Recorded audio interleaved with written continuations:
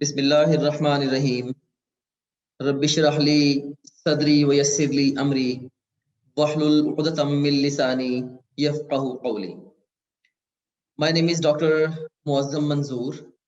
Medicine is my profession and teaching is my passion. आज हम Nernst entrance test के हवाले से बात करेंगे कि आपने एग्जाम में कौन कौन सी इंस्ट्रक्शंस को फॉलो करना है so as to maximise your score. तो इसके ऊपर इंशाल्लाह हम इस टॉपिक पे इन डेप्थ कन्वर्सेशन करेंगे। इससे पहले कि हम इस टॉपिक के साथ प्रोसीड करें further, I would like to tell you little bit more about myself. मैं अल्लामा इकबाल मेडिकल कॉलेज का ग्रेजुएट हूँ, ईयर 2009 का। 10 में मैंने हाउस जॉब की थी और उसके बाद से लेके अब तक अल्हम्दुलिल्लाह अक्रॉस द कंट्री मैंने थाउजेंड्स ऑफ स्टूडेंट्स को हेल्प आउट किया है through my organisations and through my services so as to explore their big potential in their career.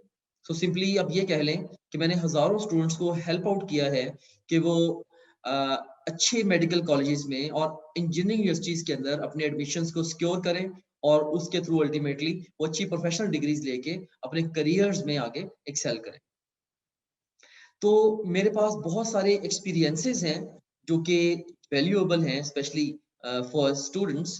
तो वेबिनार्स के जरिए मैं कोशिश करता हूँ कि उन्हीं एक्सपीरियंसेस को आप लोगों के साथ शेयर करता हूँ।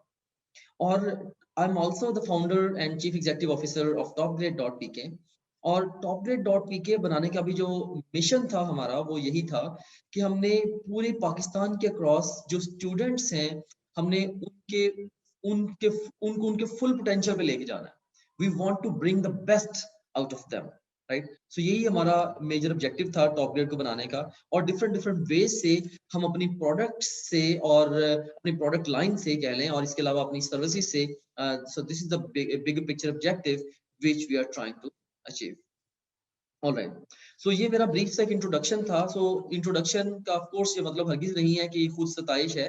बेसिकली मैं आपको रीजन देना चाहता हूँ कि why you should trust me, right. So I am something, I am actually someone जिसके ऊपर आप ट्रस्ट कर सकते हैं as far as your entrance exam is concern, खास तौर पे क्योंकि इसमें मेरे बहुत सारे एक्सपीरियंसेस हैं, राइट। जैसे मैंने आपको जिक्र किया, खुद भी मैंने एज स्टूडेंट्स भी मेरी बहुत सारी अल्हम्दुलिल्लाह अचीवमेंट्स हैं, खास तौर पे एंट्री टेस्ट की नीश के अंदर।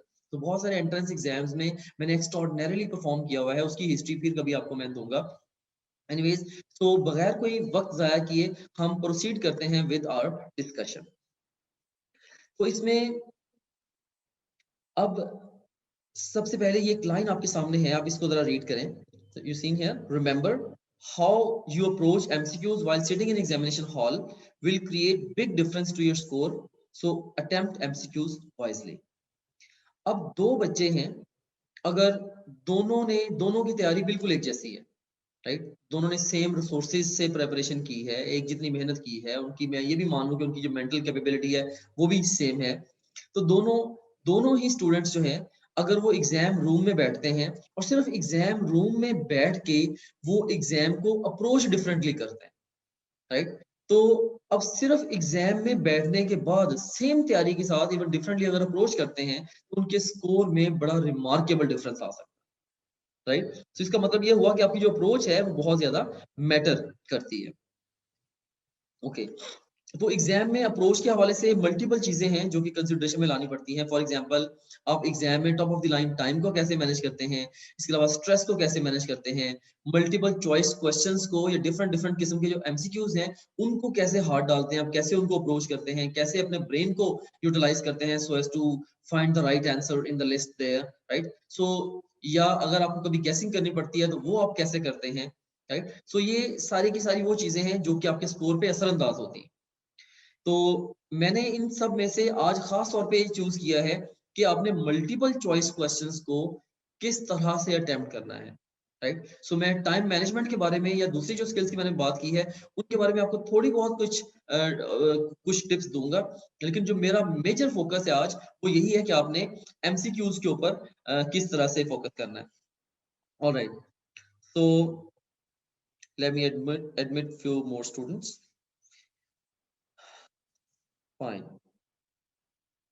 तो इसमें जो सबसे पहली अप्रोच आपने एग्जाम रूम में बैठ के फॉलो करनी है so as to perform well, very well, extraordinarily well, वो ये है कि you have to be prepare to read fast and think on your own feet, right. ज़हनी तौर पे अपने आप को आप तैयार कर लें कि आपने तेजी से रीड भी करना है और आपने तेजी से सोचना भी है। सबसे पहले नंबर पे मैंने आपको ये बताया है कि you have to be prepared to read fast and think on your own feet. अच्छा, यहाँ पे मैं एक बात आपको ऐड करता चलूं, कुछ मैं चैट में देख रहा हूँ, स्टूडेंट्स ने मैसेजेस किए हुए हैं। तो जो भी बच्चों आपके क्वेश्चंस हैं, इंशाल्लाह मैं आपको towards the end of my discussion उनको आंसर करने के लिए प्रॉपर टाइम एलोकेट कर दूंगा। आप अपने क्वेश्चंस को भले अपने पास नोट डाउन कर लें या जो जूम का चैट रूम है वहां पे आप टाइप कर दें। तो जब मैं डिस्कशन को एंड करने वाला हूँ तब मैं चैट को ओपन करूंगा और आपके क्वेश्चंस को आंसर करूंगा। उससे पहले मैं क्वेश्चंस को एंटरटेन नहीं करना चाहूंगा, ताकि जो मेरी जो मेजर डिस्कशन है जो कि ज्यादातर स्टूडेंट्स के स्कोप के अंदर है, मैं एकदम पहले उसको फिनिश करना चाहूंगा। फिर जो टाइम बचेगा उसको मैं स्पेंड करूंगा on answering your queries. Okay, so ये पहली अप्रोच है। इसके अलावा जो दूसरी अप्रोच है वो क्या है, always have a backup plan, right. Backup plan, so आपके पास हर एमसीक्यू के लिए एक प्लान ए होना चाहिए और उसके बाद फिर प्लान बी और प्लान। अगर प्लान ए वर्क नहीं करता तो आप प्लान बी पे स्विच करेंगे, और प्लान बी भी वर्क नहीं करता तो प्लान सी पे स्विच करेंगे। इस बात का क्या मतलब है, इसको हम आगे डिटेल से डिस्कस करते हैं। सो वंस अगेन, जिन्होंने लेट ज्वाइन किया है उनको मैं ये बताता चलूं कि बेसिकली मैं वो अप्रोचेस डिस्कस कर रहा हूं जिनको यूज करके आपने नस के एंट्रेंस टेस्ट में एमसीक्यूज को सॉल्व करना है। और ये जो अप्रोचेस हैं ये आपके स्कोर को मैक्सिमाइज करने में ग्रेटली हेल्प करेंगे इंशाल्लाह। तो पहली अप्रोच मैंने आपको बताई है कि आप ज़हनी तौर पे तैयार हो जाएं कि आपने अपने बलबूते पे, अपने पैरों पे तेज रीड करना है और सोचना है और सही जवाब तक पहुंचना है। तो अपने ब्रेन को ये इंस्ट्रक्शन दे दें कि बी रेडी, राइट। बिल्कुल ऐसे जैसे जैसे खेल के मैदान में उतरने से पहले जो खिलाड़ी है वो ज़हनी तौर पे तैयार होता है कि जी मैंने बड़ा जम के खेलना है आज, राइट। सो सेम आइडिया जो यहाँ पे भी है। सेकेंड अप्रोच मैंने आपको ये बताई है कि आपने किसी भी एमसीक्यू को सॉल्व करना है उसके लिए आपके पास एक बेसलाइन प्लान होना चाहिए। अगर बेसलाइन प्लान आपका नहीं वर्क करता फिर आप बैकअप प्लान्स पे शिफ्ट हो जाएं, जैसे प्लान बी और प्लान सी पे। इसको मैं डिटेल से एक्सप्लेन भी कर देता हूँ। अब देखिए, जैसे प्लान ए क्या होना चाहिए। प्लान ए ये है कि read the statement and understand it, right. सबसे पहला काम आपने क्या करना है, आप स्टेटमेंट को पढ़ें, पढ़ के उसको अंडरस्टैंड कर लें कि एग्जामिनर इसमें कहना क्या चाह रहा है, राइट। सो ये बड़ी एक अहम तरीन बात है। अगर आपने स्टेटमेंट अंडरस्टैंड, क्रिटिकली अंडरस्टैंड नहीं की या आपने उसको रॉन्ग अंडरस्टैंड किया है, of course you are going to get your question wrong. Great chance कि आपका सवाल गलत हो जाएगा। तो मैं तो ये कहता हूँ कि स्टेटमेंट को आप पढ़ के आप उसी लैंग्वेज में से, इंग्लिश लैंग्वेज में है तो इंग्लिश लैंग्वेज में ही उसको माइंड में कंप्रीहेंड कर लें कि एग्जामिनर क्या कहना चाह रहा है यहाँ पे, या किस एक चीज के ऊपर उसका एम्फेसिस है, राइट। या आप बड़ी दफा ये भी कर सकते हैं कि उस स्टेटमेंट को आप अपनी नेटिव लैंग्वेज के अंदर आप उसको ट्रांसलेट कर लें, राइट। तो कई दफा सिंपली स्टेटमेंट को ट्रांसलेट करने से एकदम सवाल के सही जवाब तक पहुंचना बड़ा आसान हो जाता है। फॉर एग्जाम्पल, एक एक स्टेटमेंट है, एक क्वेश्चन है, से मल्टीपल चॉइस क्वेश्चन है। उसकी जो स्टेटमेंट है वो ये है, all of the following are incorrect except. अब देखिए, ये खुद से स्टेटमेंट को इंटरप्रेट करना बड़ा मुश्किल है। All of the following are incorrect except, right. So इसको मैं अगर ट्रांसलेट करूंगा, अंडरस्टैंड करूंगा, तो कौन सी स्टेटमेंट सही है, यानी कि चार स्टेटमेंट्स अगर ऑप्शंस में दी गई हैं तो कौन सी स्टेटमेंट सही है, मैंने ये ढूंढनी है। अब देखिए, इस कमांड के साथ चार ऑप्शंस को आप पढ़ेंगे, ए बी सी, हाँ जी सी सही है, आपको पिक करना आसान है। अगर आप इसको अंडरस्टैंड नहीं करेंगे truly in its very much deep spirit, तो तब आपके क्वेश्चन के गलत होने के चांसेस पैदा हो जाएंगे। जैसे all of the following are incorrect except, right, and so on, right. So इस तरीके से आप स्टेटमेंट को पढ़ें और उसको अंडरस्टैंड करें। अगर फर्ज करें कि स्टेटमेंट को आपने पढ़ लिया, पढ़ने के बाद भी आप स्टेटमेंट को अंडरस्टैंड नहीं कर पा रहे, now what will you do. अब आप क्या करोगे, आपको पता है कि एक चीज की गारंटी है एंट्रेंस एग्जाम में, राइट, वो ये है कि जो सही जवाब है वो आपके सामने होगा, राइट। एक स्टेटमेंट है तो उसके जो सही जवाब है वो आपके सामने फॉर श्योर होगा, चार या पांच ऑप्शन होंगे, उनमें से एक जवाब 100% ठीक है, ठीक है। तो अगर आपने स्टेटमेंट को पढ़ा और उसको अंडरस्टैंड नहीं कर पाए, तो अब आप क्या करेंगे, जो पॉसिबल आंसर्स हैं आप उनको रीड करेंगे, जो कि ऑप्शंस हैं ऑफ कोर्स। तो जब आप मुमकिन जवाबात पढ़ेंगे किसी सवाल के, तो ज्यादा चांस है आपको वो सवाल भी समझ में आ जाएगा, राइट। तो आप ऑप्शंस को पढ़ें और दोबारा फिर स्टेटमेंट को रीड करें ताकि अब आपको स्टेटमेंट समझ में आ जाए। लेकिन सबसे पहला काम जो है वो यही है कि आपने स्टेटमेंट को रीड करना है और समझ लेना है। सो इसको अंडरस्टैंड करना बड़ा इंपॉर्टेंट है। ओके, उसके बाद दूसरे नंबर पे क्या है, सबने आपने स्टेटमेंट को रीड किया और अंडरस्टैंड कर लिया। अब सेकंड नंबर पे क्या है, solve the question and anticipate the answer. अब आपने आप सवाल को हल करें, हल करके आंसर को एंटिसिपेट कर लें। राइट, से एक फिजिक्स का न्यूमेरिकल है, आप उसी को सॉल्व करें, सॉल्व करके उसका पहले आंसर निकाल लें। राइट, तो उसके बाद फिर आप क्या करें, उसके बाद आप ऑप्शंस में देखें कि इसका ये जो मैंने आंसर निकाला है वो कहीं पे अवेलेबल है।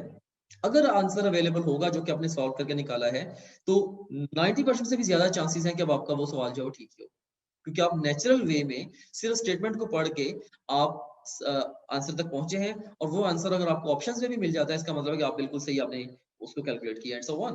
राइट, सो इसमें सेकंड स्टेप क्या है प्लान ए के अंदर, कि solve the question and anticipate the answer.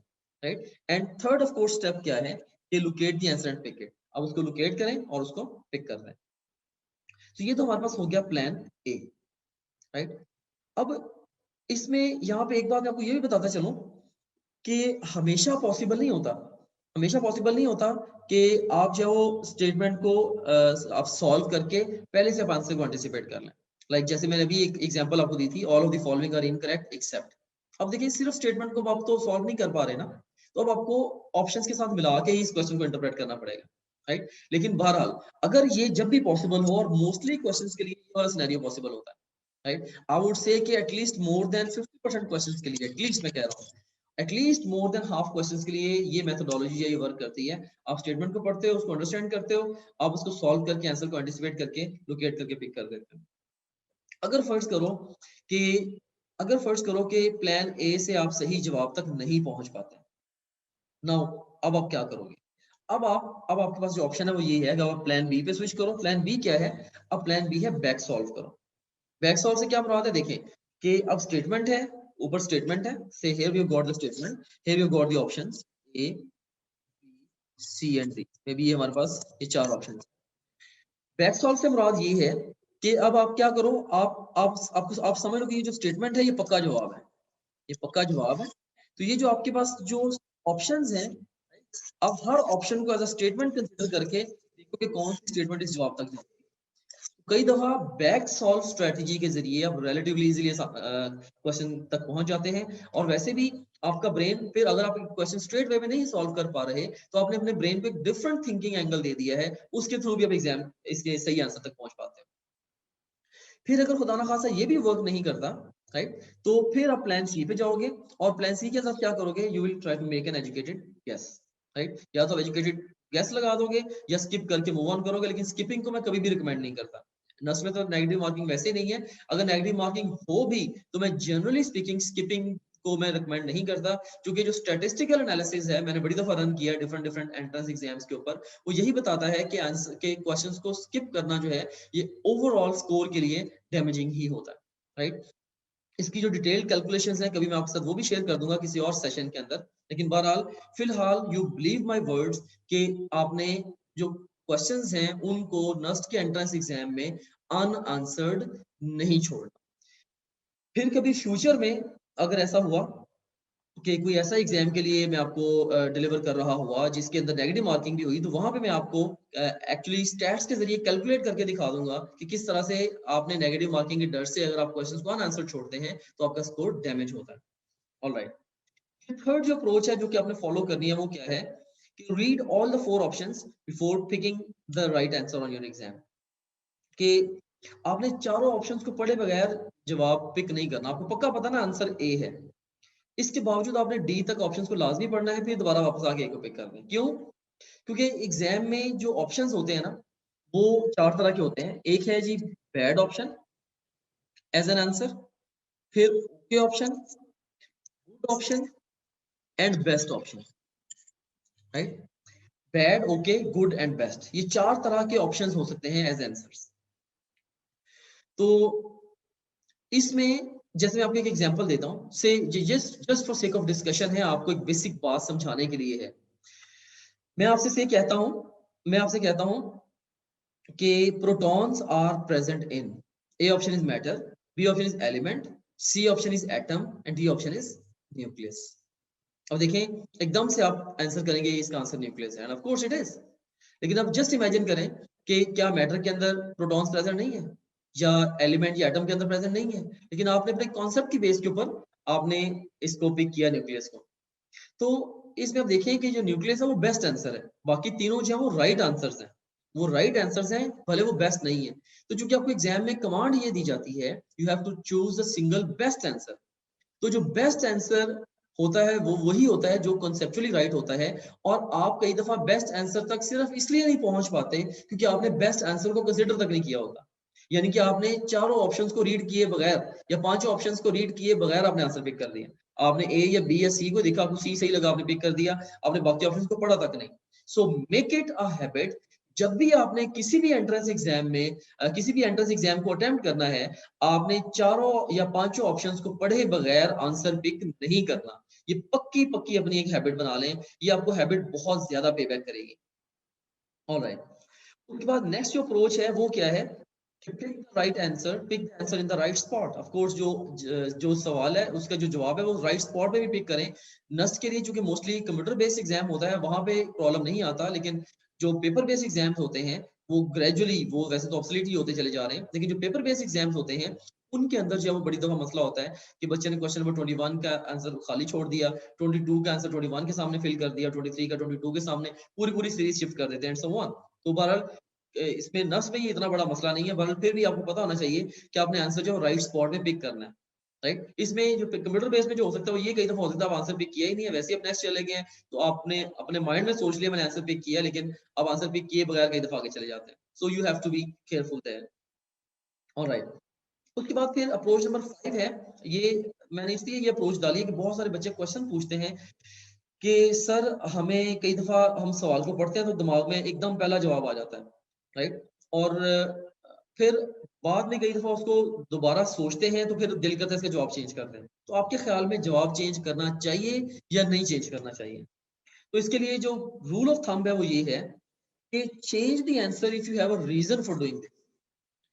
से आम तौर पे जैसे एक एमसीक्यू है आपके दिमाग में, जो पहला आंसर आया, राइट, ज्यादातर वो ठीक होता है। लेकिन अगर फर्ज करें आपने आपने स्टेटमेंट क्वेश्चन को पढ़ा, स्टेटमेंट को पढ़ा, ऑप्शंस को पढ़ा, आपने लगा सी आंसर है, तो लेकिन उसके बाद आप दोबारा उस क्वेश्चन को जब कंसीडर कर रहे हो, आपको लगा ओ ये तो मैंने यूनिट्स के बारे में तो मैंने सोचा ही नहीं था, या ये जो कीवर्ड था ये तो मैंने स्किप कर दिया था, माइंड में, मेरे माइंड में ही ये वाला कीवर्ड था। तो आपको रीजन मिल गई यार, ये तो मैंने इस वजह से, ये तो सवाल मेरा मैंने गलत तरीके से इस क्वेश्चन को अप्रोच किया। फिर तो आप चेंज कर दें आंसर, अदरवाइज ना करें। तो दोबारा रिपीट करता हूं कि आपकी पहली जो हंच है, पहला जो जवाब दिमाग में आता है वो अक्सर ठीक होता है। पहले जवाब को तभी तब्दील करें अगर उसको तब्दील करने की आपको कोई सॉलिड लॉजिक या रीजन मिल जाती है। बिला वजह उसको तब्दील ना करें, ये ऐसे इसलिए तब्दील ना कर दें यार नहीं ये दिल कर रहा है कि ये आंसर लगा दो, बिला वजह उसको चेंज ना करें। अगर आपको सॉलिड लॉजिक मिलती है change it, otherwise don't. Alright, so ये पांचवी अहम अप्रोच थी जो कि मैंने आपको बताई है आपके नर्स के एंट्रेंस एग्जाम के हवाले से। फिर 6 नंबर पे क्या है, make sure that you are answering question asked, not the one you expected. बड़ी दफा आपने क्या किया हुआ होता है कि आपने ऑफ कोर्स आपने कोई भी यूनिट पढ़ा है, आप उसके किसी खास रिसोर्स से आप मल्टीपल चॉइस क्वेश्चंस को अटेम्प्ट करते हो। तो वो रिसोर्स से किसी बुक से आपने अटेम्प्ट की है, वो बुक किसी एक बंदे की अगर लिखी हुई है, तो उस बंदे की अपनी एक माइंड में क्वेश्चन बायस है कि इस टॉपिक में से मैंने इसी तरीके से सिर्फ क्वेश्चन देने। तो रियल एग्जामिनर हो सकता है कि उससे डिफरेंट एंगल से क्वेश्चन पूछ ले। तो आप अपनी जो पहले की बायस है दिमाग में उसको लेके आप नए क्वेश्चंस को आंसर कर देते हो, जो कि कई बिल्कुल भी ठीक नहीं होता। टॉप ग्रेड में अल्हम्दुलिल्लाह हमने इस चीज को बड़े डिफरेंट तरीके से टैकल किया है। हमने बहुत सारे डिफरेंट डिफरेंट एग्जामिनर्स जो कि डिफरेंट डिफरेंट प्रोविंसी से भी हैं, इवन हमने उनसे हमने क्वेश्चंस का पूल क्रिएट करवा के हमने इसमें डाला है। इसको मैक्सिमम हमने जो है वो रैंडमाइज कर दिया हुआ, राइट, ताकि जो है वो आपको लाइक, और ये पूल वैसे भी इतना बड़ा है कि आप ऑल पॉसिबल एंगल से आपको पता होता है कि यार ये इसी तरीके से क्वेश्चन आ सकता है किसी एक पर्टिकुलर टॉपिक के अंदर, राइट। बहरहाल, और एक और बहुत बड़ा जो प्लस है वो ये है कि एक एक टॉपिक के अलग अलग एमसीक्यूज मौजूद हैं। जैसे अगर फिजिक्स में वन स्मॉल टॉपिक से टॉपिक है टॉर्क का, तो टॉर्क के ऊपर आपको सैकड़ों की तादाद में एमसीक्यूज मिल जाएंगे, सो ऑन। सो जब आप इतनी बड़ी तादाद में एमसीक्यूज, वो भी इतने रिलायबल रिसोर्स से कर लेते हैं, तो आपको खासा लाइक बेनिफिट हो जाता है, आपको ये वाला प्रॉब्लम नहीं मिलेगा। राइट, कि आप क्वेश्चन एग्जामिनर कोई पूछ रहा है और आप आंसर कोई कर रहे हो। ये प्रॉब्लम्स तब आते हैं जब आपकी लिमिटेड सी क्वेश्चन प्रैक्टिस है, वो भी किसी खास एक आध रिसोर्स से, किसी एक आध एकेडमी के टेस्ट दे लिए हैं, दैट्स इट, राइट। तो इससे क्या होता है, इससे फिर आपकी गलती के चांसेस जो वो काफी रिमार्केबली बढ़ जाते हैं। ऑलराइट, तो आपने यकीनी बनाना है कि you are answering the question जो कि पूछा गया है, ना कि जो कि आप एक्सपेक्ट कर रहे हैं। बड़ी दफा बच्चे क्या करते हैं, वो क्वेश्चन की पूरी समझ नहीं उनको आती, वो क्या करते हैं खुद ही अपने पास है, हाँ अगर इस क्वेश्चन में ये भी साल लगा होता या ये ना लगा होता तो इसका आंसर ये होना था, चलो अभी मैं ऐसे ये आंसर लगा देता। अपनी तरफ से आपने ना तो क्वेश्चन में कोई भी चीज ऐड करनी है, ना कोई भी चीज डिलीट करनी है, ना आपने अपने दिमाग से क्वेश्चन को रीड करना है। आपने क्वेश्चन को रीड करना है through the mind of the examiner. Like अगर आप ये सोचने के काबिल हो जाते हैं ना कि एग्जामिनर ने क्या सोच के ये क्वेश्चन लिखा है, आप ऐसे उसको सॉल्व कर लेंगे, right. So you have to train yourself to think in terms of the question writer। ये बड़ा इंपॉर्टेंट है। अगर आप एग्जामिनर के जैसे सोच पाते हो, राइट, इवन तैयारी के दौरान भी अगर आप एग्जामिनर के जैसे खुद से एमसीक्यूज जनरेट कर पाते हो, इससे अच्छी बात नहीं है, राइट। ये ऑटोमेटिकली आप एग्जामिनर की तरह सोचने लग गए हो। अब जब आप एग्जामिनर की तरह सोचने लग गए हो, अब आपके लिए क्वेश्चंस को आंसर करना आसान हो जाएगा। ऑलराइट, अप्रोच नंबर 7 क्या है, don't leave any question unanswered. जैसे मैंने पहले भी जिक्र किया कि क्वेश्चंस को आप अनआंसर्ड नहीं छोड़ें, ये आपका स्कोर डैमेज ही करेगी, ये वाली जो चीज है। ओके, उसके बाद फिर एक और अप्रोच है, in questions with all of these option whether any of the other three options are incorrect, right. इसमें दोबारा भी इसमें रीड करता हूँ कि in questions with all of these option, right, ऐसे क्वेश्चन जिनमें ऑल ऑफ दीज ऑप्शन होगा, check whether any of other three options is incorrect. अब जस्ट देखें कि अगर एक क्वेश्चन है, अगर एक क्वेश्चन है उसके अंदर आपको एक डी ऑप्शन मिल गया ऑल ऑफ दीज, ठीक है। अब आप देखें इस ऐसे क्वेश्चन के लिए आपकी पहली अप्रोच क्या होनी चाहिए। जैसे आपने स्टेटमेंट पढ़ी, देखें जूम आउट करें जरा, स्टेटमेंट पढ़ी, ऑप्शन को देखा आपने, लास्ट ऑप्शन है ऑल ऑफ दीज। जैसे ही आपको ऑल ऑफ दीज मिला, तो अब आप पहला काम क्या करेंगे, आप देखेंगे यार ए बी सी जो है, इन तीनों में से कोई गलत है। अगर आपको फर्स्ट करें ए गलत मिल जाता है कि हाँ यार ए तो ऑब्वियसली गलत है, इसका मतलब ये हुआ कि अब ए और डी दोनों रूल आउट हो, ऑल ऑफ दीज भी रूल आउट हो गया, वो ए भी रूल आउट हो गया, बाकी दोनों में से ही आंसर है, सिर्फ वहीं पे रह के सोच के आंसर करें।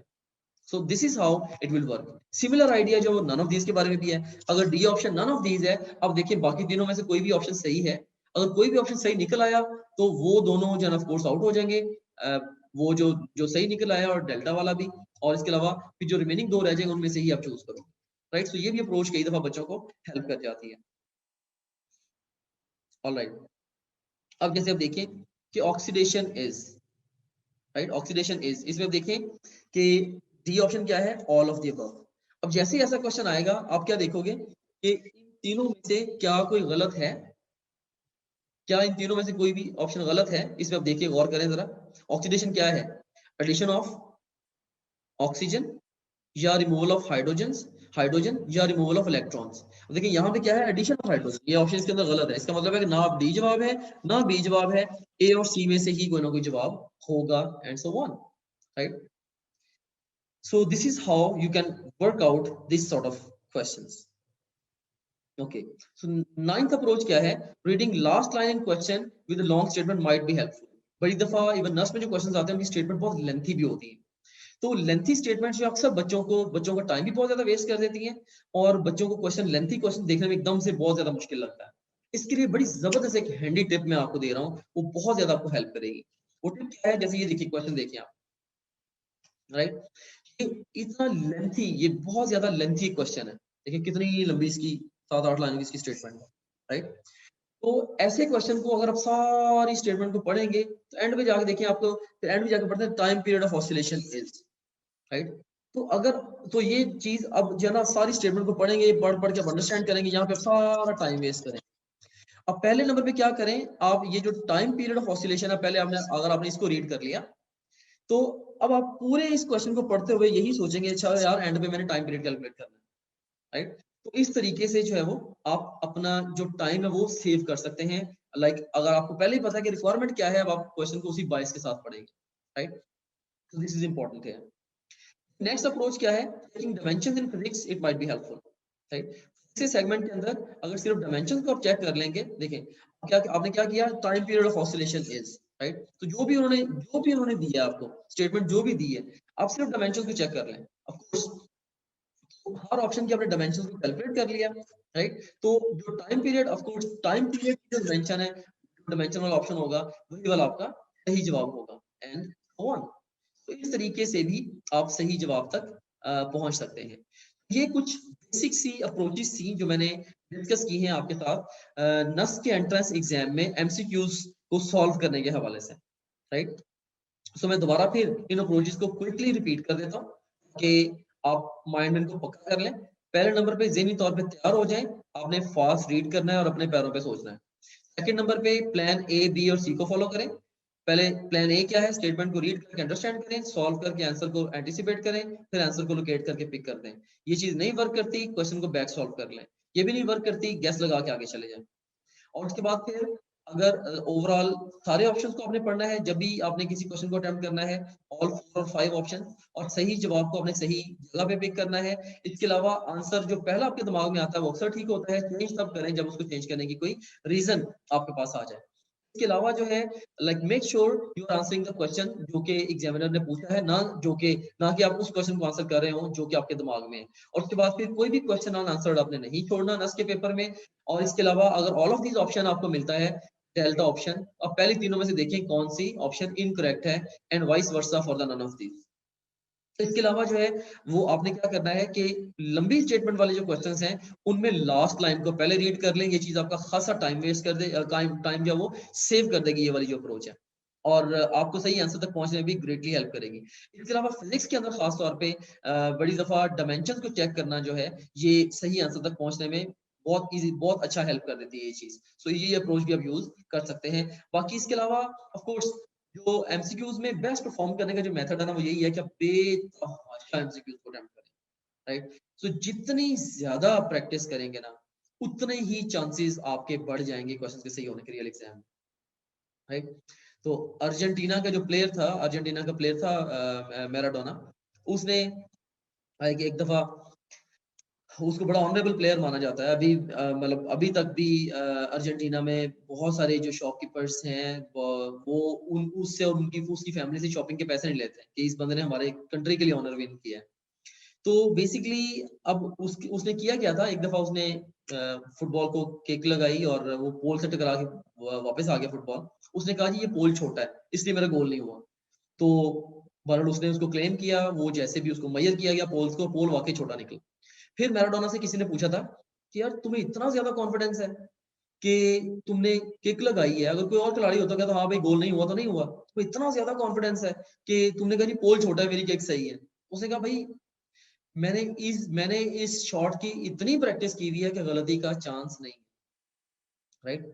तो आपको भी मैं यही कहूंगा कि आपने एमसीक्यूज कितनी प्रैक्टिस करनी है कि गलती का चांस खत्म हो जाए, right. So this is very very important tip for you. अब नस्ट एंट्रेंस टेस्ट की आपके लिए इंपॉर्टेंस क्या है ये भी मैं आपको थोड़ी सी बता देता हूँ। नस्ट में एडमिशन के लिए ऑफ कोर्स मैंडेटरी है, जो कि पाकिस्तान की नंबर 1 इंजीनियरिंग यूनिवर्सिटी है। बहुत सारी डोमेन्स के अंदर, बहुत सारी फील्ड्स के अंदर नस्ट का सानी है ही कोई नहीं।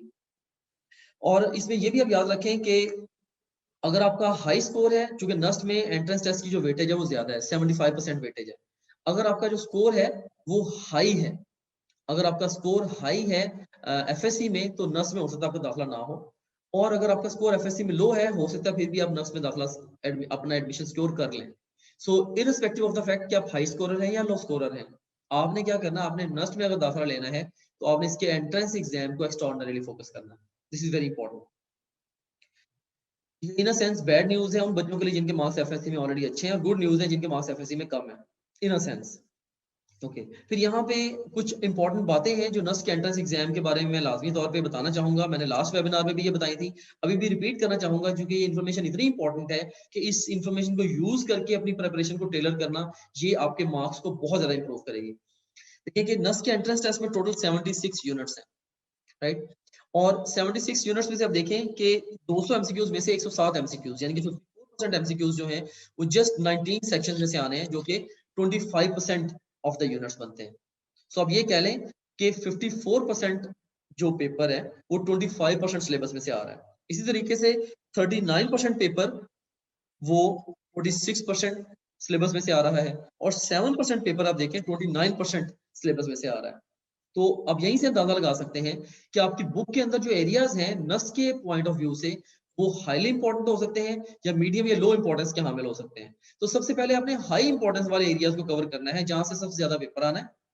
उसके बाद उन एरियाज को कवर करें जहां से पेपर कम आना है, फिर उसके बाद लास्ट पे उन एरियाज को कवर करें जहां से सबसे कम पेपर आना है। तो ये जो प्रायोरिटी आपको कहाँ पे मिलेगी, ऑफ कोर्स जो टॉप ग्रेड का स्टूडेंट पैनल है, जो हमारी ब्राउजर ऐप है, वहां पे हमने सेक्शंस के साथ उनकी इंपॉर्टेंस भी लिख दी है कि इसकी जो इंपॉर्टेंस है एग्जाम के लिए वो हाई है, मीडियम है, लो है। ना सिर्फ ये बल्कि हमने स्टैटिस्टिकली कैलकुलेट करके ये भी लिख दिया है प्रीवियस हमने तकरीबन एक डेकेड के एग्जाम ट्रेंड्स को देखते हुए कि एग्जाम का ज्यादा फोकस किन किन एरियाज पे रहा है। तो स्टैटिस्टिकल एनालिसिस की बेस पे हमने पहले से एंटिसिपेट कर दिया कि कमिंग ईयर्स में इन सेक्शंस में से क्वेश्चंस जो हैं वो ज्यादा आएंगे। और मुझे पता है कि जिन स्टूडेंट्स को मैंने कोचिंग प्रोवाइड की है और जिनको मैंने प्रायोरिटाइज करके दिया है, उसके बाद मैंने उन स्टूडेंट्स के इंटरव्यूज भी किए हैं कि आपको जो प्रायोरिटी के साथ स्टडी करना है इस चीज ने एग्जाम में हेल्प किया है या नहीं किया। तो बहुत सारे बच्चों ने वो यही फीडबैक दिया कि सर जो प्रायोरिटीज के साथ स्टडी करना जो है ये नस्ट के एंट्रेंस एग्जाम में ये चीज सबसे ज्यादा हेल्पिंग थिंग है। सो आप लोग भी प्रायोरिटीज के साथ स्टडी करें। अब देखें आपका जो 85% पेपर है, ठीक है, आपका 85% जो पेपर है वो हाफ सिलेबस में से आना है। तो सबसे पहला काम आपका क्या होना चाहिए, उस हाफ सिलेबस को कवर करना, राइट। और इसको इसका तरीकाकार करने का क्या है, जस्ट मैं आपको एक लाइन में बता देता हूँ। मेथड इसका क्या है, आप टॉप ग्रेड के स्केड्यूल को फॉलो करें। टॉप ग्रेड का जो स्टडी स्केड्यूल है उसको फॉलो कर लें। ये automatically it will take care of all this, right. जो भी आपके स्कोर के लिए जो चीजें मैटर कर रही हैं, ये जो स्टैट्स मैंने आपको दिखाए हैं, it will take care of all this automatically. अब मैं आपको स्केड्यूल जो है वो शेयर कर देता हूँ। तो आपने अगर फर्ज करें आपने अगर आपने अभी तैयारी शुरू करनी है, या आपने पहले जो तैयारी की है वो बड़ी वेग सी तैयारी की है, आपने पक्का हाथ नहीं डाला ना इसके एंट्रेंस एग्जाम को, तो अगर आपने अभी तैयारी शुरू करनी है तो उसके लिए मैं आपको बता देता हूँ कि आपका जो मेथड है वो क्या होना चाहिए। ये देखें, इसके अंदर जो है वो ये स्केड्यूल है। स्केड्यूल के मुताबिक फेज 1 है जस्ट 5 डेज की। फेज 1 में आप 107 एमसीक्यूज की तैयारी करेंगे 200 में से। इसमें तैयारी करने का तरीकाकार आपका क्या है, आपने रिवीजन नोट्स को पढ़ना है टॉप ग्रेड के स्टूडेंट पैनल से। फिर आपने पास क्वेश्चन के टेस्ट देने हैं, बहुत ज्यादा इंपॉर्टेंट है। पास क्वेश्चन के टेस्ट देना बहुत ज्यादा इंपॉर्टेंट है। और गुड न्यूज ये है कि टॉप ग्रेड के स्टूडेंट पैनल में पास क्वेश्चंस इजीली अवेलेबल है। हर टॉपिक के अलग अलग हर यूनिट के और उसके अंदर हर टॉपिक तक के इवन क्वेश्चंस मौजूद हैं पास के जी, इसमें से ये क्वेश्चंस पिछले सालों में आ चुके हैं।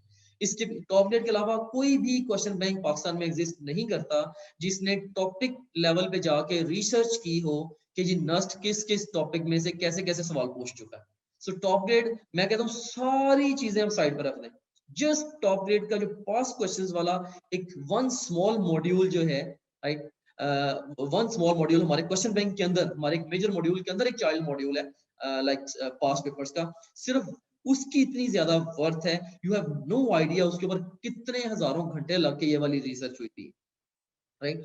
सो it's very very worthwhile. तो it would be rather silly I would say कि अगर आप इतनी अच्छी डेटाबेस आपके पास अवेलेबल है, वो भी वन क्लिक के ऊपर, आप उसको यूटिलाइज नहीं करते। ये मैं आपको दिखा भी देता हूँ बाय द वे। ये जैसे आप देखें ये नस के स्टूडेंट पैनल के अंदर है, इसके मैं सी क्वेश्चन बैंक में जाता हूँ। So I am in the question bank है।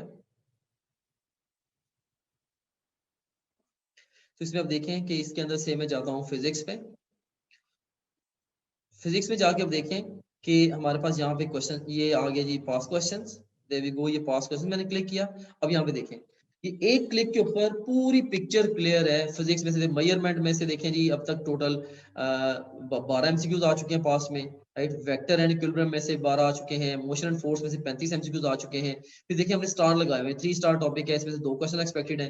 देखिए motion and force 5 star topic है, इसमें से 6 क्वेश्चन एक्सपेक्टेड है, राइट। और इसमें से टोटल 35 क्वेश्चन आ चुके हैं लाइक प्रीवियस सेवरल ईयर्स के अंदर। तो अब ये देखें कि हर एक जस्ट एक एक इस क्लिक के ऊपर, इस एक क्लिक के ऊपर ये एग्जाम की तकरीबन पूरे डेकेड की हिस्ट्री आपके सामने आ रही है। एग्जाम कहाँ कहाँ पे ज्यादा फोकस करता रहा है और कहाँ कहाँ पे कम फोकस करता रहा है। अब देखें, जैसे अब देखें ये जी इलेक्ट्रॉनिक्स है, जैसे इसमें से देखें 56 एमसीक्यूज आ चुके हैं। इसके मुकाबले में आप देखें कि जो फिजिक्स ऑफ सॉलिड्स है, जस्ट इसमें से 5 एमसीक्यूज आए इतने सारे सालों में। यानी कि एग्जाम का कहीं पे फोकस बहुत ज्यादा है, कहीं पे कम और कहीं पे बिल्कुल ही कम फोकस है। सो इसी प्रायोरिटी को ध्यान में रख के हमने स्केड्यूल भी बनाया है। अब इसमें जैसे देखिए मोशन एंड फोर्स पे मैं जाता हूँ, इसके अंदर इवन फर्दर कैटेगराइज कर दिया गया है कि किस यूनिट के अंदर से कितने एमसीक्यूज वो उसके अंदर यूनिट के अंदर किस किस टॉपिक में से कितने कितने एमसीक्यूज आ रहे हैं, राइट। सो ये भी इसके अंदर साथ साथ ही है, ये इन्फॉर्मेशन भी आपको मिल जाएगी वहीं से। ऑलराइट। सो ये देखें आप कि जैसे मोशन एंड फोर्स पे मैं जाता हूँ, ये देयर वी गो। ये देखें कि इसके अंदर ये तो जनरल क्वेश्चन बैंक हो गया, इसमें मैं से पास क्वेश्चंस पे जाता हूँ, ये पास क्वेश्चंस पे गया, यहाँ पे मोशन एंड फोर्स पे मैं गया, और यहाँ पे आप देख सकते हैं कि ये डिस्प्लेसमेंट वेलोसिटी एक्सेलरेशन में से 15 क्वेश्चंस आ चुके हैं, इक्वेशंस ऑफ मोशन में से 1। अब हर एक टॉपिक में से ही बता दिया है कि यहाँ से कितने एमसीक्यूज आ चुके हैं। Very very powerful database. ठीक है, तो ये स्केड्यूल के मुताबिक आपने करना क्या है, स्केड्यूल के मुताबिक आपने आपने जो भी हमने उस दिन के लिए जो भी सिलेबस हमने रखा हुआ है, राइट, उसमें आपने क्या करना है, आपने फास्ट वे नोट्स को देखना है, फिर आपने पास्ट क्वेश्चन का टेस्ट दे देना है। फास्ट वे नोट्स में हमने क्या किया कि हमने बुक ही को पकड़ के बहुत अच्छे तरीके से समराइज कर दिया है, इतना अच्छा कि अगर आपने पहले वो एरिया पढ़ा हुआ है तो आपका पूरा चैप्टर इवन आधे घंटे में रिवाइज हो सकता है, पूरा चैप्टर में बात करना, राइट। सो लाइक उसमें चूंकि बहुत ही जो इंपॉर्टेंट पॉइंट्स हैं, फॉर्मूलाज हैं, शॉर्टकट्स वगैरह फास्ट वे नोट्स में वही दिए गए हैं। Of course in fast way notes को एक्सप्लेन हमने किया अपने वीडियो लेक्चर्स के अंदर, इस वक्त वीडियो लेक्चर्स देखने का टाइम नहीं है। बहरहाल आपकी जो बेस्ट चांस है वो यही है, अब आप ये कहें जी 7 दिन के अंदर अंदर अपने पूरे वीडियो लेक्चर्स भी सुनने हैं, हमने सारे के सारे क्वेश्चंस को भी अटेम्प्ट करना है। ऑफ कोर्स ये पॉसिबल नहीं है, ये तो कई महीनों का काम है, लेकिन मैं आपको सिर्फ वो बता रहा हूँ कि इन दिनों में रिमेनिंग डेज में बेस्ट जो हो सकता है, जो बेस्ट स्ट्रेटेजी होनी चाहिए अपने टाइम को बेस्ट यूटिलाइज करने के लिए, सिर्फ मैं आपको वो बता रहा हूँ जो पॉसिबल भी है। तो आप फास्ट वे नोट्स को देखें, उसके बाद आप जब पास क्वेश्चंस को अटेम्प्ट कर लें, राइट, मैं आपको मजीद यहाँ पे देखें, फास्ट वे नोट्स को देखें, पास क्वेश्चन को अटेम्प्ट कर लें, बस फिर अनसीन एमसीक्यूज के आप जो है वो टेस्ट दे लें। और इनकरेक्ट क्वेश्चंस के जो भी आपके क्वेश्चंस इनकरेक्ट होंगे, आप इनकरेक्ट क्वेश्चंस के भी डे एंड पे टेस्ट दे लें। से आपने मैथ का पेपर अटेम्प्ट किया, इसके बाद केमिस्ट्री का या इसका फिजिक्स का पेपर अटेम्प्ट किया, राइट, तो टेस्ट उसके अटेम्प्ट करते गए, तो लाइक उसके बाद ये पहले पास क्वेश्चन अटेम्प्ट कर लिए, फिर अनसीन क्वेश्चन अटेम्प्ट कर लिए, तो जितने भी क्वेश्चन आपके गलत हुए, आप क्या करोगे, क्वेश्चन बैंक में जाके, जैसे ये क्वेश्चन बैंक है, क्वेश्चन बैंक में जाके लेट मी ये देखिए यहाँ पे है जी इनकरेक्ट क्वेश्चंस। इनकरेक्ट पे आप जाओगे तो जो सवाल आपके पहले गलत हो चुके हैं, राइट, अब वो सारे आ जाएंगे। अब उन सबके लिए टेस्ट क्रिएट करो, जैसे ये सारे इनकरेक्ट क्वेश्चन का टेस्ट आपने क्रिएट किया, क्रिएट करके अब यहाँ पे से मे बी जितने भी क्वेश्चन ये बनते हैं 10 15 20 व्हाटएवर, आप यहाँ से अपना टेस्ट जाओ दे लो, राइट। सिर्फ 6 से अवेलेबल है अभी, जो कि इस अकाउंट में इतने ज्यादा मैंने यूज नहीं किए हुए, 6 हैं, तो ये टेस्ट मैंने अपना स्टार्ट कर लिया एंड सो ऑन। देखिए स्टेटमेंट ऑप्शंस को रीड करें, उसके बाद उसकी अगर गलत होता है उसकी एक्सप्लेनेशन को पढ़ लें एंड सो ऑन। तो इस तरीके से आप लोग जो है वो इनको दोबारा इसको लाइक आपने पहले रूटीन में टेस्ट अटेम्प्ट करने हैं, फिर जो गलत हो जाएंगे रोज सोने से पहले सिर्फ गलत सवालों का टेस्ट दोबारा अटेम्प्ट करके उनको सही कर लेना। तो इस सारे के करने से क्या होगा, इसके करने से ग्रेजुअली ये होगा, इसके करने से ग्रेजुअली ये होगा कि ये टेस्ट मैं एंड करके आपको बताता हूँ। इसको ग्रेजुअली करने से ये होगा कि ये जो आपका क्वेश्चन बैंक के अंदर ये जो आपको एक ग्राफ मिल रहा है, ये वाला जो ग्राफ है ब्लू कलर का, दिस वन है, राइट, ये जो ग्राफ है ये ग्रेजुअली ग्रीन होना शुरू हो जाए, राइट। और अगर आप इस पूरे ग्राफ को ग्रीन कर लेते हैं, अगर आप इस पूरे ग्राफ को ग्रीन कर लेते हैं, आपका नस्ट में एडमिशन पक्का है, क्योंकि इतना बड़ा क्वेश्चन पूल है। देखें 25,000 से ज्यादा एमसीक्यूज अवेलेबल है। इसके अलावा हमारे रिपोर्टिंग डैशबोर्ड को आप यूटिलाइज करें, यहाँ पे देखिए आपका कौन सा सब्जेक्ट वीक है, सब्जेक्ट के अंदर कौन सा चैप्टर वीक है, टॉपिक वीक है, सारी इंफॉर्मेशन बड़े आराम से बाहर निकल आती है, राइट। सो आप इन रिपोर्ट्स को यूज करके बड़ा सेंसिबली जो है वो आप अपनी प्रिपरेशन को बूस्ट कर सकते हैं। ये अगेन अगेन ग्रेट पावर है इन योर हैंड।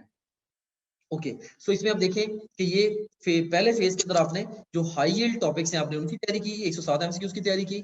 उसके बाद फिर इसके बाद फिर देखें आप कि फिर आप क्या करेंगे, फेज 2 के अंदर जाके यहाँ पे एक आपने डायग्नोस्टिक टेस्ट रखा हुआ है। से कल के दिन में आपने क्या करना है, एक टेस्ट आप एफएलपी जो है फुल लेंथ पेपर, वो आप यहाँ पे जाएं, हमारे स्टूडेंट इसके अंदर यहाँ पे फुल लेंथ पेपर वाले मॉड्यूल के अंदर जाएं। से मैं होम पेज पे जाता हूँ, यहाँ पे आप जब फुल लेंथ प्रैक्टिस एग्जाम में जाएं और यहाँ पे जाके असल इम्तिहान जैसा एक पेपर दे लें, राइट। तो ये वाला जो मॉड्यूल है एफएलपी का, ठीक है, रियल एग्जाम जैसे जब एक पेपर आप दे लें, तो इससे क्या होगा, लाइक आपको काफी सारा डे 1 पे अंदाजा हो जाएगा कि पेपर असल आना कैसा है।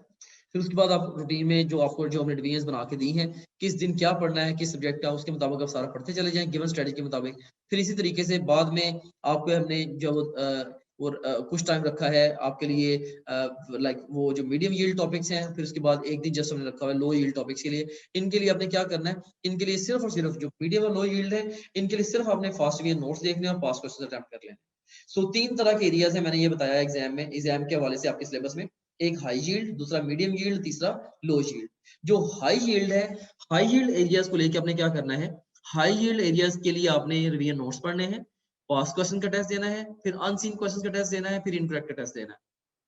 मीडियम और लो यील्ड के लिए आपने क्या करना है, सिर्फ फास्ट रिवीजन नोट्स को पढ़ के आप पास्ट क्वेश्चंस को अटेम्प्ट कर लें। सिर्फ एफआरएन को पढ़ के पास्ट क्वेश्चन को अटेम्प्ट कर लें, दैट्स इट, राइट। आपका जितना टाइम है, रिमेनिंग इवन 7 डेज हैं, तो इसी के अंदर आपकी प्रिपरेशन ठीक ठाक बूस्ट हो जाएगी। और उसके बाद फिर आप साथ साथ अंदर अंदर हमने एफएलपीज भी एडजस्ट किए हुए हैं, जब जब एफएलपीज प्लान किए हैं तब तब आप एफएलपीज भी दे दें। सो ये है इसका ओवरऑल जो है वो स्केड्यूल। ऑलराइट, सो स्केड्यूल के हवाले से मैंने आपको गाइड कर दिया। उसके बाद फिर नेक्स्ट यू सीन है कि अब नेक्स्ट हम मूव करते हैं कि अब आपके माइंड में इस वक्त एक ये क्वेश्चन होगा ऑफ कोर्स कि आप टॉप ग्रेड को ज्वाइन करें या ना करें। लाइक कन्वेंशनल एकेडमी की निस्बत पता नहीं टॉप ग्रेड उसके बराबर तैयारी कराता है या उससे कम कराता है या ज्यादा कराता है। तो आपकी ये जो कंफ्यूजन है इसको दूर करने के लिए मैंने ये वाली स्लाइड बनाई है। एक तो आपको यहाँ पे ऑफ कोर्स वीडियो लेक्चर्स मिल जाएंगे coupled with the fast revision notes. Top grade के अलावा कोई भी ऐसी एकेडमी नहीं है, कोई भी ऐसा इंस्टीट्यूशन नहीं है जिसने वीडियो लेक्चर्स और रिवीजन नोट्स को बिल्कुल ऐसे टैली किया हो। क्यों, हमने जिन स्लाइड्स पे वीडियो लेक्चर्स डिलीवर किए हैं वही एक्चुअल रियल टाइम स्लाइड्स जो आपको रिवीजन के लिए अवेलेबल है। अदरवाइज कन्वेंशनल एकेडमीज में गैप होता है। लाइक अक्सर आप लेक्चर व्हाइट बोर्ड से नोट करते हो, नोट करके उनको ऑर्गेनाइज करना, उनको प्रॉपर्ली कंपाइल करना, उसी स्पिरिट के साथ नोट करना जिस स्पिरिट से टीचर ने पढ़ाया है, राइट। उसके बाद जब आपको चाहिए आपको चंद सेकंड में उसको निकालना, ये बड़ा मुश्किल है। ये सारी चीजें बड़ी आसानी से पॉसिबल है टॉप ग्रेड के स्टूडेंट अकाउंट के थ्रू। नस के लिए तो आप तैयारी करें ही करें। इसके अलावा इवन आप इवन एनईटी 3 के लिए और इवन अगर बाद में आपने दूसरे एग्जाम्स की दूसरे एग्जाम में भी क्लियर होना है तो मैं ये यही सजेस्ट करूंगा। इवन अगर आपने अभी आपने एफएससी के पेपर भी देने हैं, स्टिल मैं आपको यही स्ट्रांगली सजेस्ट करूंगा अभी से आप हमारा जो पी फंक का कोर्स है वो ज्वाइन कर लें, राइट। आप सारे ना सिर्फ नस की तैयारी करें वहां से, बल्कि सारे एंट्री टेस्टों की इकट्ठी तैयारी करते चले जाए। ऑलराइट, उसके बाद फिर इसमें यहाँ पे मैंने 18,000 प्लस एमसीक्यूज लिखे हैं, इवन इससे भी ज्यादा 25,000 से भी ज्यादा एमसीक्यूज नस के लिए अवेलेबल है। अगर आप फंक का कोर्स ज्वाइन करेंगे उसमें 30,000 से ज्यादा एमसीक्यूज अवेलेबल है, राइट, विद एक्सप्लेनेशंस। और ये किसी भी कन्वेंशनल एकेडमी ने जितने आपसे टेस्ट लेने हैं उससे कम से कम 5 गुना ज्यादा है। अपनी नीड के अकॉर्डिंगली और टाइम के अकॉर्डिंगली जितना मर्जी क्वेश्चन पूल आप यूज कर लें। बिल्कुल ऐसे जैसे excess of money is not bad, तो excess of MCQs excess is also not bad, this is so good in so many ways. ठीक है, आपके पास जितना टाइम है उसके अकॉर्डिंगली आप इस क्वेश्चन पूल को यूज कर सकते हो। फुल लेंथ पेपर्स आपको मिलेंगे कन्वेंशनल एकेडमीज में। आप जो फुल लेंथ पेपर्स देते हो, आज पेपर दिया, एक तो जब आप देना चाहते हो तो आप दे नहीं सकते, राइट। तो ये बड़ा ज्यादा इंपॉर्टेंट होता है कि आप जल्दी से मॉक एग्जाम या फुल लेंथ पेपर दो। जैसे अभी अगर मैं आपकी जगह पे होऊंगा, मैंने नस का पेपर देना है, मैं आज ही फुल लेंथ पेपर दूंगा। क्यों? दे के मैं देखूंगा यार ये पिक्चर है, इस वक्त मैं यहाँ पे खड़ा हूँ। ऑफ कोर्स मैं थोड़ा डिसऑर्डर भी हो सकता हूँ उसके अंदर, यार मेरा 200 सवाल थे, उसमें से मेरे सिर्फ जो सही हुए हैं वो जस्ट 80 सही हुए हैं या 100 सही हुए हैं, तो ये तो मेरी तैयारी बड़ी मतलब बैकफुट पे जा रही है। लेकिन आंखें बंद करने से रियलिटी को फेस करना, ये हमेशा अच्छे रिजल्ट लेके आता है। आपको पता चल गया अच्छा यार मेरे 100 नंबर आए हैं 200 में से, चलो अब मैं इसके ऊपर तैयारी करता हूँ, अब मैं अपने आप को इम्प्रूव करूंगा। हफ्ता अब 2-3 दिन लगाए, मे बी आपने सारे पास क्वेश्चंस करके फिर दोबारा एक पेपर अटेम्प्ट किया, may be now you feel lot better. हाँ यार अब तो मेरी तैयारी इंप्रूव हो गई है। सो आप क्या कर सकते हैं कि आप जब मर्जी चाहें आप मॉक एग्जाम या रियल एग्जाम लाइक पेपर आप दे सकते हैं। फुल लेंथ पेपर जो है लाइक ये इसमें अवेलेबल हैं। और वो मजे की बात ये है कि हर फुल लेंथ पेपर के जो रिजल्ट है वो फौरी आ जाता है और डिस्कशन साथ साथ ही अवेलेबल है। कन्वेंशनल कैटेगरीज में आप फुल लेंथ पेपर दिया, मे बी अगले दिन उसकी डिस्कशन और सो ऑन। उसके बाद फिर हम नेक्स्ट देखें कि प्रोग्रेस या परफॉर्मेंस एनालिटिक्स मौजूद हैं सिस्टम के अंदर। जैसे अभी मैंने आपको रिपोर्ट्स दिखाई भी थी क्वेश्चन बैंक के अंदर, जो कि इंप्रूवमेंट के लिए सजेशंस देती हैं। इन रिपोर्ट्स की मदद से आपके लिए खुद सजेशंस बनती हैं कि आप ये करें, राइट। कि ये आपके सब्जेक्ट्स, अगर मैं आपको सिंपली यही बता दूं कि बेटा आपके ये सब्जेक्ट्स, ये चैप्टर और ये टॉपिक वीक जा रहे हैं, इन पे फोकस कर लो, तो ये कितनी अहम तरीन इन्फॉर्मेशन है। ये जो हमारा जो सिस्टम है वो आपको ऑटोमेटिकली बता रहा है। इससे कोर्स आपका स्कोर इंप्रूव होगा। इसके अलावा आपकी लाइव डाउट क्लियरिंग के लिए व्हाट्सएप ग्रुप हमने बनाए हैं कन्वेंशनल अकेडमीज के अंदर। मसला क्या आता है कि आपको कोई डाउट है माइंड में, क्लासरूम में आप कई दफा शर्माते हो पूछते वक्त, पता नहीं मैं डाउट कैसा है, और आप घर में पढ़ रहे होते हो तब आपके दिमाग में डाउट आता है, तब टीचर अवेलेबल नहीं होता। जब टीचर अवेलेबल होता है तब आपके दिमाग में वो डाउट ही नहीं होता, राइट। तो इसलिए ये जो ना ओवरऑल, और बड़ी दफा इवन टीचर अवेलेबल हो भी, आपके माइंड में डाउट है, तो रियल वर्ल्ड एकेडमीज के अंदर बहुत सारे बच्चे एक ही टाइम पे टीचर को चेस कर रहे थे, मुझे टाइम दे, मैंने आपके साथ डाउट्स क्लियर करने हैं अपने। और टीचर्स बड़ी दफा टाइम टेबल की लिमिटेशन की वजह से टाइम दे भी नहीं पाते। सो बहुत सारे मसले मसाइल हैं जो कि इसके अंदर आते हैं, राइट। तो इसके अंदर हमने क्या किया, हमने इन सारे मसलों को व्हाट्सएप ग्रुप्स के जरिए सॉल्व कर दिया है, जहाँ पे एक तो आपकी लाइव डाउट क्लियरिंग होती है, आप पिक्चर के जरिए या स्क्रीनशॉट के जरिए या ऑडियो के जरिए या किसी वीडियो के जरिए आप किसी भी तरीके से आप अपने डाउट्स भेजते हो, राइट। उन डाउट्स को हमारी जो टीचर्स वहाँ पे मौजूद है वो सॉल्व कर देते हैं राइट अवे। रोज 9 से 11 टीचर्स वहाँ पे अवेलेबल होते हैं।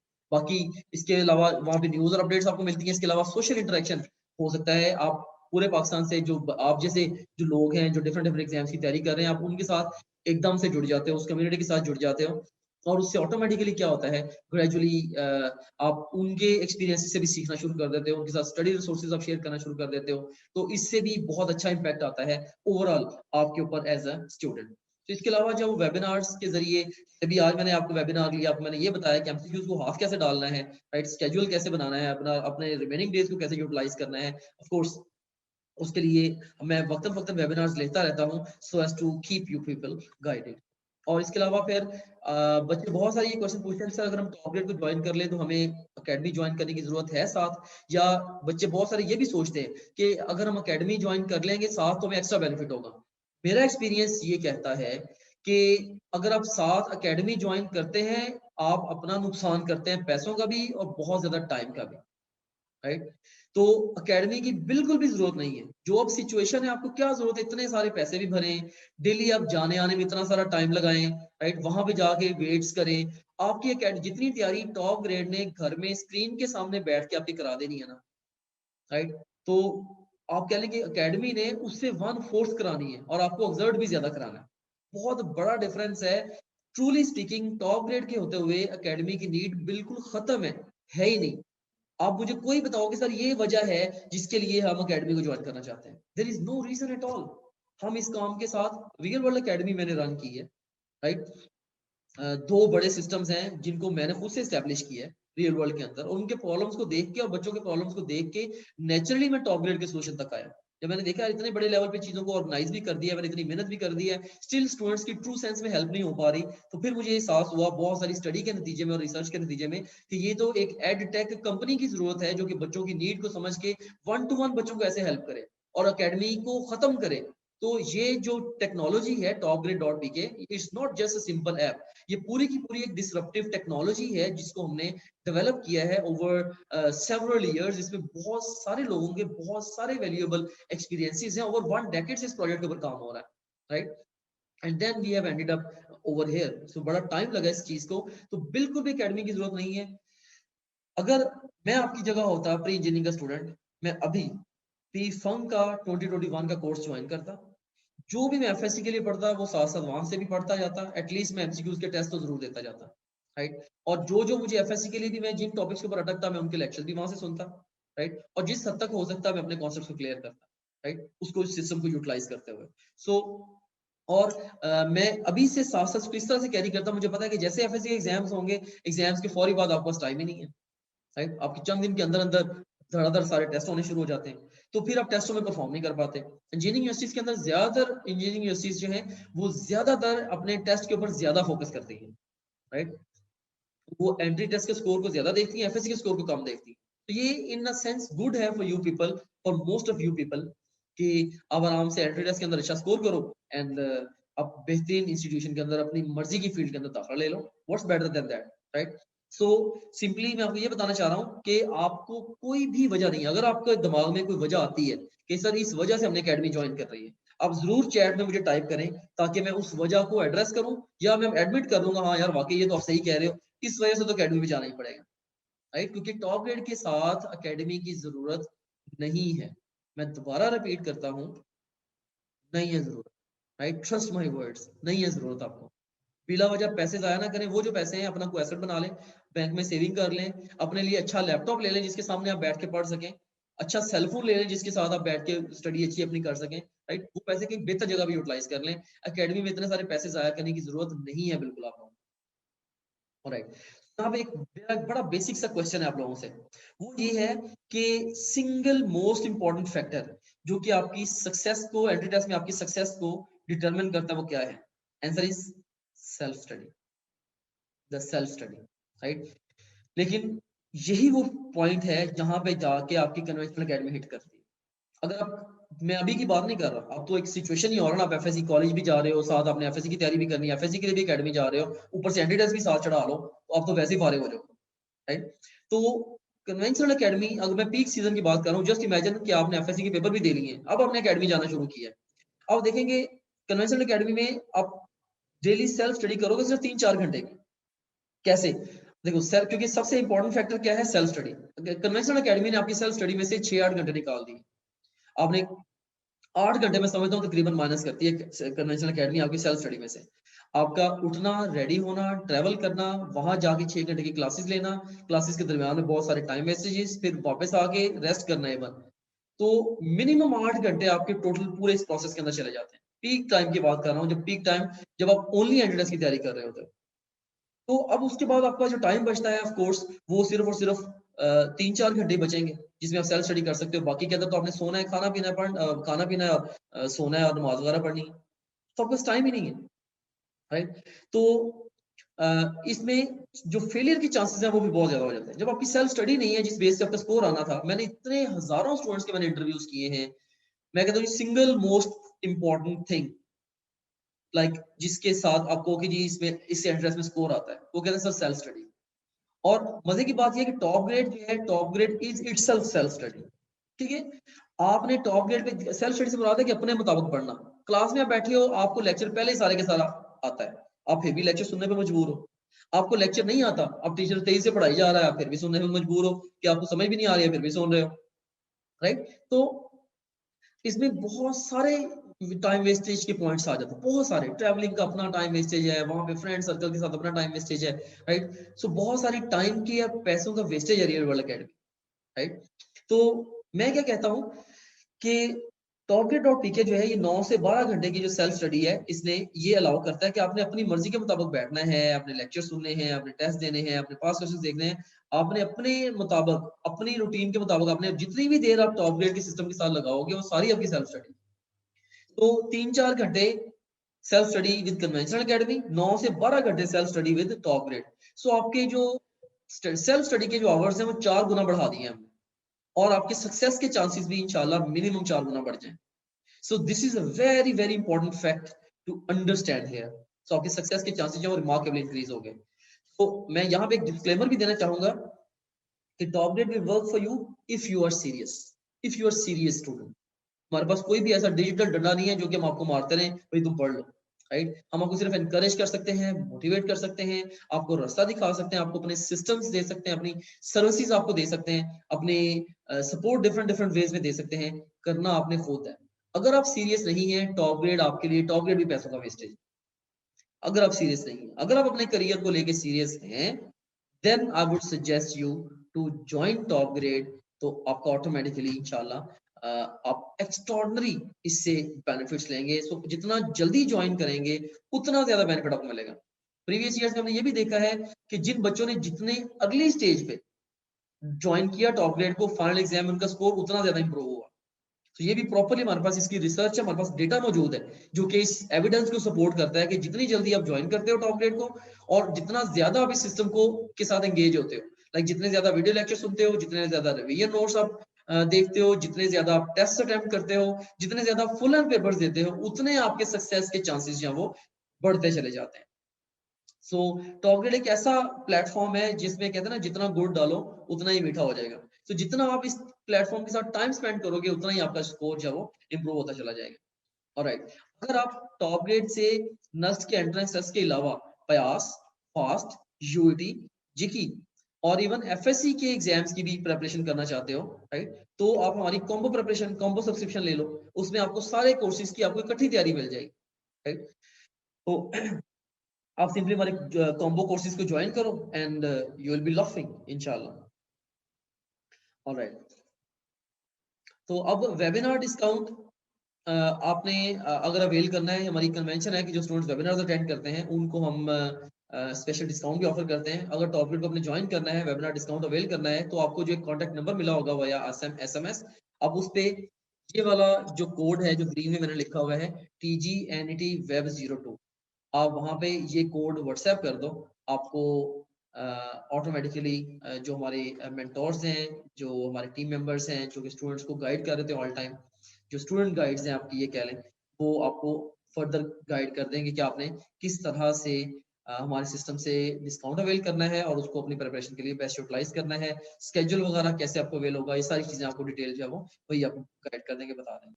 Okay dear students, thank you for patient listening. May Allah bless you all. May all of you shine like stars in the galaxy of name and fame. Allah Hafiz.